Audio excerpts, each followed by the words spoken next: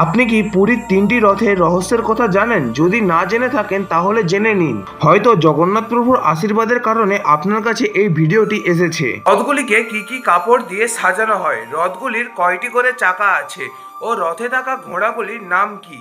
প্রথম, নন্দীঘোষ, যা প্রভু শ্রী জগন্নাথ দেবের রথ। এই রথে 16টি চাকা থাকে। এই রথকে হলুদ আর লাল কাপড়ে সাজানো হয়।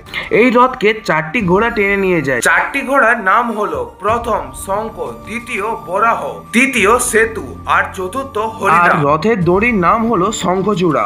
দ্বিতীয় তালধ্বজ, অর্থাৎ জগন্নাথ দেবের দাদা বলরাম দেবের রথ।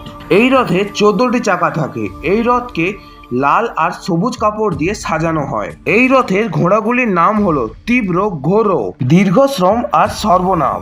আর রথের দড়ির নাম বাসুকীনাগ। তৃতীয় দর্পদলন, এটি সুভদ্রা দেবীর রথ।